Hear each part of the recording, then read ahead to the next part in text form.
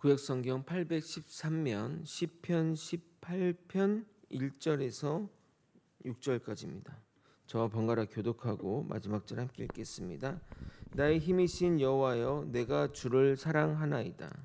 여호와는 나의 반석이시요 나의 요새시요 나를 건지시는 이시요 나의 하나님이시요 내가 그 안에 피할 나의 바위시요 나의 방패시요 나의 구원의 뿌리시요 나의 산성이시로다. 내가 찬송받으실 여호와께 아뢰리니 내 원수들에게서 구원을 얻으리로다. 사망의 줄이 나를 얽고 불의의 창수가 나를 두렵게 하였으며 수월의 줄이 나를 두르고 사망의 올무가 내게 이르렀도다. 내가 환난 중에서 여호와께 아뢰며 나의 하나님께 부르짖었더니 그가 그의 성전에서 내 소리를 들으시며 그의 앞에서 나의 부르짖음이 그의 귀에 들렸도다. 아멘. 오늘은 시편 18편을 전체 다루지 않고 1절부터 6절까지만 다루도록 하겠습니다. 담고 있는 내용이 많아서 나눠서 전달하고자 합니다. 시편 18편은 다윗 개인의 감사시인 동시에 구원자이신 하나님을 찬양하는 메시아적 시편입니다. 표제에 따르게 되면, 그러니까 시편의 제목에 따르게 되면 이 시는 여호와께서 다윗을 모든 원수의 손과 사울의 손에서 건져주신 날에 지어진 노래라고 말하고 있습니다. 이 내용은 사무엘하 22장의 내용을 근거로 작성된 시입니다. 그러나 이 시는 단순히 다윗의 간증이 아니라 하나님께서 기름 부은 왕을 구원하시는 사건을 통해 궁극적으로 참된 기름 부은 자 왕이신 예수 그리스도의 구원을 예표하는 말씀이라 하겠습니다. 우리가 항상 주의해야 할 것은 다윗을 믿음의 영웅으로 바라보기보다는 다윗을 통해 일하시는 하나님과 그리스도께 초점 맞추는 것이 바람직한 성경 해석이라 하겠습니다. 오늘도 다윗의 삶에서 하나님의 인도하심을 깨닫는 시간이 되길 예수 그리스도 이름으로 소원합니다. 먼저 1절을 여러분이 한번 또 읽어보도록 하겠습니다. 시작. 나의 힘이 되신 여호와여 내가 주를 사랑하나이다. 이 말씀이 특이한 이유는 시편 가운데 유일하게 내가 주를 사랑합니다라고 직접 고백하는 그 고백이 담겨 있는 시편이기 때문입니다. 특히 여기서 또 흥미로운 것은 사랑하다의 히브리어 라함은 인간에 대한 하나님의 사랑을 말할 때, 하나님이 인간을 사랑할 때 쓰는 표현인데, 반대로 유일하게 하나님에 대한 인간의 사랑을 표현하고 있으니 하나님에 대한 그의 사랑이 얼마나 뜨겁고 깊은지를 보여준다 하겠습니다. 다윗은 하나님을 두려운 재판장으로만 알지 않았고 자신의 생명을 붙드시는 아버지로 알았던 겁니다. 그래서 가장 먼저 주님을 사랑합니다 고백할 수 있었던 겁니다. 여러분, 우리도 우리의 신앙을 여기에서 시작해야 됩니다. 우리는 하나님 그분 그 자체를 사랑하기보다는 하나님이 주시는 복을 사랑할 때가 있습니다. 건강을 원하고 형통을 원하고 문제가 해결되기를 원합니다. 그러나 다윗은 하나님이 주시는 것을 말하기 전에 하나님 당신을 사랑한다고 고백하고 있습니다. 왜 그럴 수 있을까요? 2절입니다. 여호와는 나의 반석이시요 나의 요새시요 나를 건지시는 이시요 나의 하나님이시요 내가 그 안에 피할 나의 바위시요 나의 방패시요 나의 구원의 뿌리시요 나의 산성이시로다. 그에게 하나님은 모든 것이 되기 때문입니다. 여기에는 하나님을 가리키는 표현이 연속해서 등장합니다. 짧은 구절 안에 하나님이 어떤 분이신지를 무려 8가지 표현으로 표현하는데, 이 반복되는 표현들이 놀라운 이유는 단순한 사실의 나열을 한 것이 아니라 자신이 경험한 하나님, 자신이 아는 직접적으로 경험해서 깨달은 그 하나님을 고백하고 있기 때문입니다. 다윗의 입에서 어떻게 이런 표현이 나왔는지를 그 가운데 몇 가지를 보며 살펴보도록 하겠습니다. 먼저 다윗은 하나님을 우리의 반석이라고 고백하고 있습니다. 이스라엘 광야에는 거대한 바위가 참 많습니다. 광야의 뜨거운 햇볕 아래서 바위는 그늘을 만들어주고 적이 공격해 오면 몸을 숨길 수 있는 피난처가 되었습니다. 더 나아가 이 반석은 흔들리지 않습니다. 사람은 흔들리고 환경은 변하고 세상은 언제든지 무너질 수 있으나 하나님은 변하지 않습니다. 우리 인생도 마찬가지입니다. 건강도 흔들리고 재물도 사라지고 사람도 떠납니다. 그러나 하나님은 변하지 않고 항상 그 자리에서 우리를 지켜주고 계십니다. 신앙은 흔들리지 않는 하나님 위에 인생을 세우는 것이 가장 현명한 선택입니다. 그래서 예수님께서도 우리에게 이렇게 말씀하는 겁니다. 마태복음 7장 24절에서 25절입니다. 그러므로 누구든지 나의 이 말을 듣고 행하는 자는 그 집을 반석 위에 지은 지혜로운 사람 같으리니 비가 내리고 창수가 나고 바람이 불어 그 집에 부딪히되 무너지지 아니하나니 이는 주추를 반석 위에 놓은 까닭이다.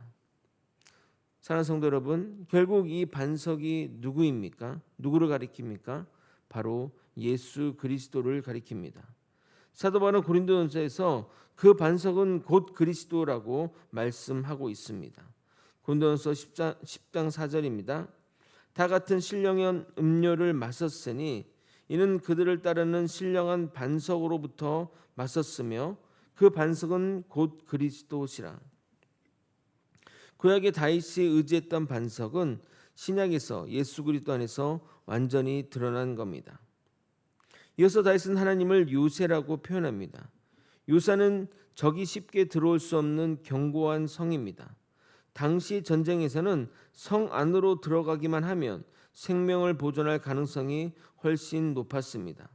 그래서 다윗은 하나님께서 자신을 둘러싸는 요새가 되어 주셨다고 말하는 겁니다. 오늘도 마찬가지입니다. 우리의 안전은 돈이나 권력이나 사람에 있지 않고 오직 하나님께만 있습니다.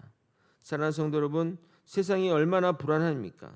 경제도 불안하고 국제 정세도 불안하고 우리의 미래도 불안해 보입니다. 그러므로 성도의 요새는 세상이 아니라 하나님이 되어야 합니다.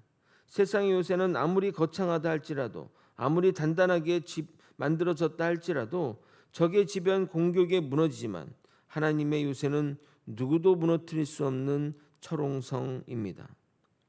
이어서 다윗은 하나님이 우리의 방패라고 고백하였습니다. 방패는 날아오는 화살을 막아주는 도구입니다. 사단은 지금도 끊임없이 우리의 믿음을 공격합니다. 의심의 화살을 쏘고 두려움의 화살을 쏘며 낙심의 화살을 쏩니다. 그러나 하나님께서는 그 모든 공격으로부터 자기 백성을 보호하십니다. 에베소서를 보게 되면 믿음을 방패라고 표현하고 있습니다. 참으로 맞는 말입니다. 믿음이 있을 때는 어떠한 공격이 들어와도 막아낼 수 있기 때문입니다. 그러나 믿음이 흔들리면 작은 바람에도 무너지게 됩니다. 마지막으로 다윗은 하나님이 구원의 뿔이라고 고백합니다. 성경에서의 뿔은 힘과 권세를 의미합니다. 다윗은 자신의 힘을 의지하지 않았습니다. 자신의 군대도 의지하지 않았습니다. 그는 하나님이 자신의 능력 되심을 고백합니다. 3절을 읽겠습니다. 내가 찬송받으실 여호와께 아뢰리니 내 원수들에게서 구원을 얻으리로다. 다윗은 문제 가운데 하나님을 찾았습니다. 근데 여기서 중요한 것은 순서입니다. 우리는 문제가 생기면 먼저 싸우려고 하거나 유불리를 따지거나 또는 사람을 찾습니다. 그러다 안 되면 하나님을 찾습니다. 그러나 다윗은 가장 먼저 하나님을 찾았다는 겁니다. 기도가 먼저이고 행동이 그 다음이었습니다. 이것이 믿는 자의 바른 모습인 겁니다. 다윗은 하나님 어떤 분이신지를 고백한 후 자신이 처했던 현실이 얼마나 절망적인지를 이야기하고 있습니다. 4절과 5절을 여러분이 한번 읽어보도록 하겠습니다. 시작. 사망의 줄이 나를 얽고 불의의 장수가 나를 두렵게 하였으며 소울의 줄이 나를 두르고 사망의 올무가 내게 이르렀도다. 이것도 참 놀라운 일이 아닐 수 없습니다. 우리는 우리의 문제에 집착해서 하나님 저 이렇게 힘들어요, 막 이런 상황이에요, 이런 것들을 먼저 고백하지만 다윗은 하나님을 먼저 찾고 하나님이 어떤 분인지를 고백하며 시작하고 있다는 겁니다. 여러분, 우리의 기도도 이렇게 되어야 됩니다. 하나님이 나에게 어떤 분이시고 하나님 나에게 어떤 존재이며 하나님을 사랑합니다. 이 고백이 먼저 된 이후에 우리의 간구가 이어서 들어가야 하는 겁니다. 이 말씀을 보면 다윗이 겪는 상황이 단순히 어려움을 겪는 수준이 아니라 자신이 죽음의 문턱까지 갔음을 알 수 있습니다. 그는 자신의 처지를 고백하며 짧은 표현 안에 죽음에 관련한 네 가지 표현들을 사용하고 있는데 그 표현들을 한번 살펴보도록 하겠습니다. 먼저 사망의 줄입니다. 여기서 줄은 사냥꾼이 짐승을 묶는 밧줄을 의미하는 것으로 짐승이 올매에 걸리면 아무리 몸부림쳐도 빠져나올 수가 없습니다. 다윗은 바로 그런 심정이었습니다. 아무리 발버둥 치려고 해도 그 사울왕의 그 괴계에 벗어날 수가 없는 상황을 말하고 있는 겁니다. 둘째는 불의의 창수입니다. 이 창수라는 표현을 잘 쓰진 않는데 홍수처럼 갑자기 밀려오는 급류를 말합니다.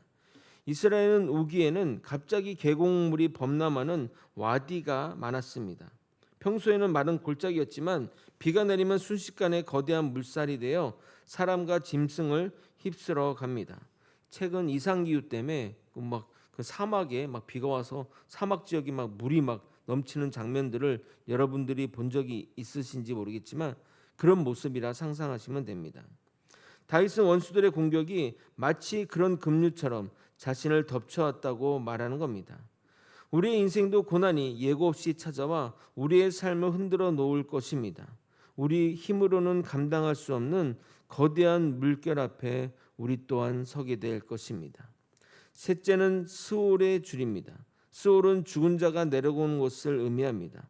다윗은 자신이 이미 죽음의 세계에 발을 들어놓은 것 같은 절망을 느꼈기 때문에 그래서 그 사망의 지옥의 줄이 자기를 끌어당긴다고 말하고 있는 겁니다.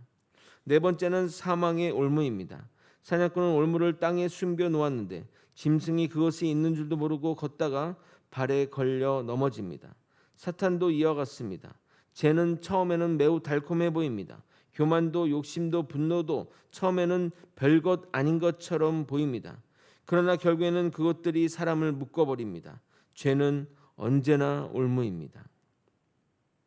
다윗은 단지 사울에게 쫓기는 현실만 이야기하는 것이 아닙니다. 인간은 모든 죄와 사망이라는 더 큰 올무에 묶여있는 존재임을 보여주고 있습니다.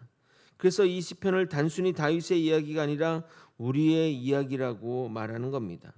우리 역시 죄와 사망의 권세 안에 있었던 사람들입니다.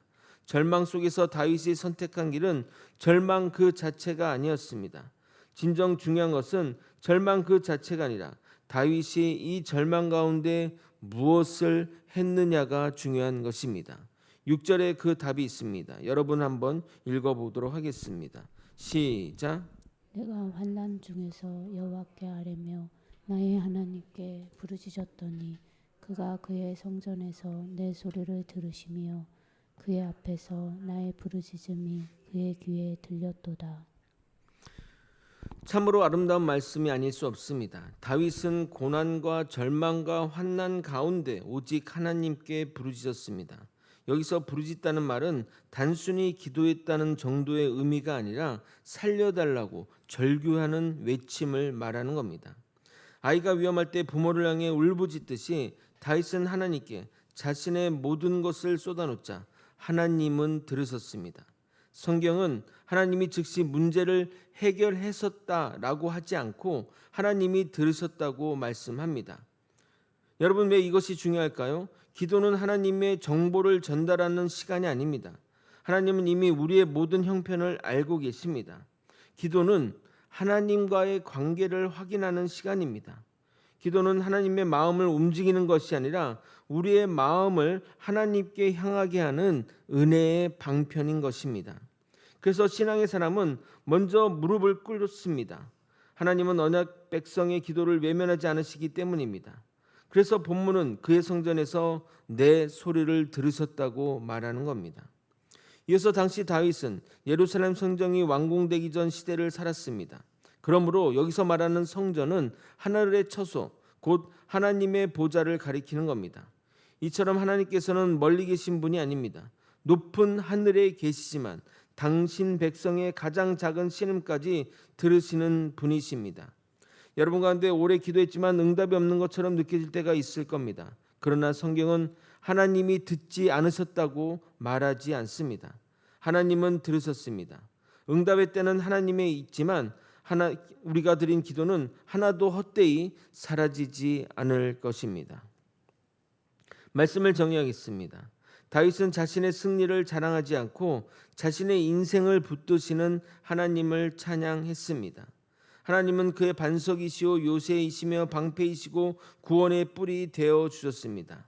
절망 가운데서도 다윗은 사람보다 먼저 하나님을 부르셨고 하나님께서는 그의 기도를 들으셨습니다.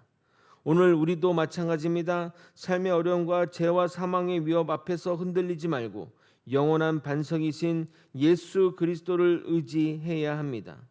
하나님은 지금도 우리의 기도를 들으시고 가장 선한 때에 가장 좋은 길로 인도하시는 신실한 분이십니다. 그러므로 어떤 상황에서도 사람이나 환경이나 환경보다 하나님을 먼저 찾고 변하지 않는 반석 대신 주님만 의지하며 살아가는 저와 여러분이 되기를 예수 그리스도 이름으로 축원드립니다. 기도하겠습니다. 하나님께 고백했던 모든 기도가 하나님이 들으신다는 이 확고한 믿음을 가지고 우리가 이 땅의 삶을 살아가며 기도하는 이유를 가지며 살아갈 수 있게 도와주시옵소서. 아버지여, 기도는 허공에 내뱉는 아버지 탄식과 그런 것들이 아닙니다. 하나님이 들으시는 하나님과의 은혜의 방편임을 깨닫고 온전히 기도로 주님께 나아가는 우리 모두가 될 수 있도록 인도하여 주시옵소서. 어떤 상황에서도 정말 사람과 환경보다 하나님을 더욱더 의지하며 주 예수 그리스도를 반석으로 삼아 살아가는 우리 모두가 될 수 있도록 역사하여 주시옵소서. 이 모든 것 우리 주 대신 예수 그리스도 이름으로 기도드리옵나이다. 아멘.